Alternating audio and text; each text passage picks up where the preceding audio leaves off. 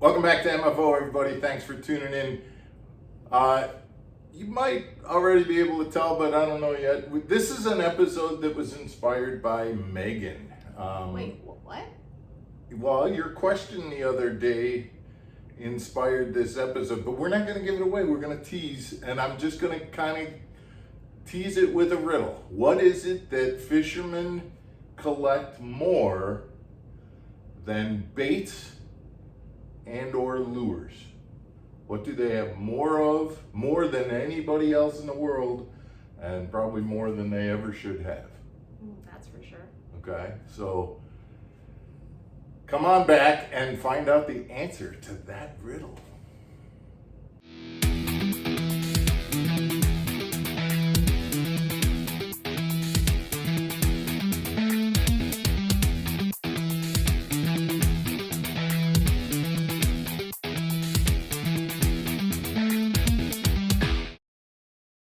Welcome back to Mark Fisher Outdoors, everybody. Thanks for tuning in to another episode.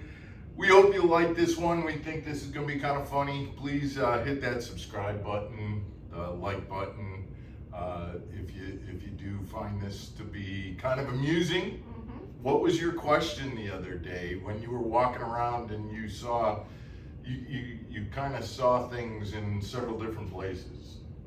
Well, I came into the house and I finally realized that the rack that's right by the front door is covered in hats, like a balance act. It's kind of like that. What there was a kid's book that where the man sold hats, right? Yeah. And then you walk a little bit further into the kitchen, and you have more hats balancing one on top of the other. And then when I go down to the barn, I found that you have a big box of hats. Yeah. And I mean, you wear hats every once in a while, but you don't like live in hats. So why do you have so many hats? Well, so the answer to that is I live in hats when I'm fishing. You have never ever seen me fish without having a hat. That not only is it a protect my bald head from the sun kind of thing, but it's also because of the brim, it allows me to see better. And so I never in fact, I keep a spare hat in case one blows off as I'm traveling from one spot to another. I've got a spare hat in the boat to put on. It's a piece of equipment. Okay. Right. But the other thing in terms of why there are so many hats is I think fishermen collect them not intentionally, but we get given hats all the time. You go to a trade show, a fishing trade show. Here's a hat from this boat manufacturer. Here's a hat from this bait company. Here's a hat from this sponsor. You win some kind of a contest. I mean, heck, we give hats away as prizes on the channel. Okay, That's true. they're a great way to promote a sponsor. They're a necessary tool, and I mean, if you look at some of these hats that I have, they are going back to the days. I mean, there's companies that I have hats for that don't exist anymore. And there's hats, and this is another thing. Take a look at this hat, for example.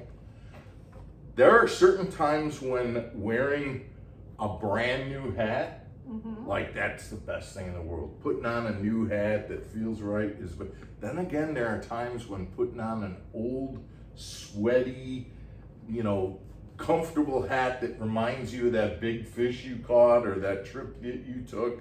It looks like the hat from the Sandlot. Oh my God, this hat brings back memories right here. The sweat out along that band. And there's some other hats like that red and white one there. Yeah. That's going back to my days with Northland Bass. 2000. Yeah, So 2000. 24-year-old That hat. was a 2000 North Star Classic.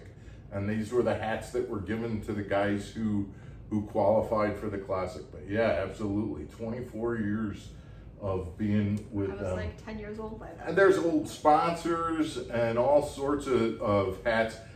But here's something else that I want to kind of talk about with this. Most of the guys that I know on tour that I fish with, the only time I've ever seen them is when they're wearing a hat. I see them on the boat, they're wearing a hat.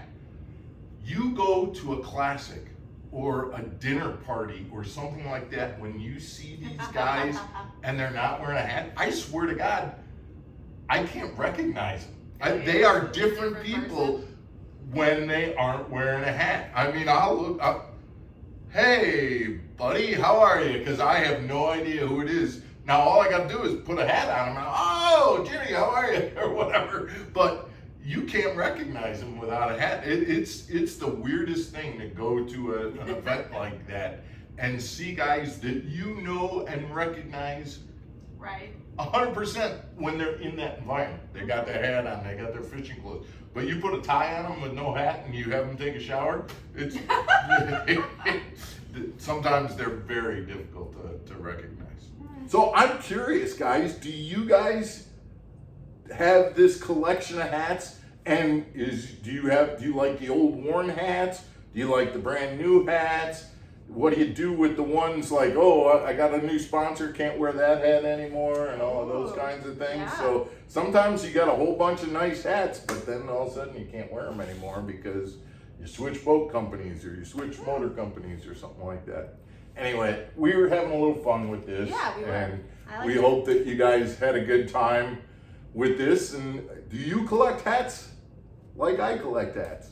Now I got to go back after this episode, put them all back in the boxes and do that, because we've kind of taken them from around the them all house to out. make our little display to show you what we Yeah, got. But, our hat archive. all right, guys, thanks for tuning in. We appreciate it. Again, don't forget to hit that subscribe button if you like the content. We appreciate that, and we will be back next Monday with more episodes of Mark Fisher Outdoors. Take care, everybody. Stay channeled.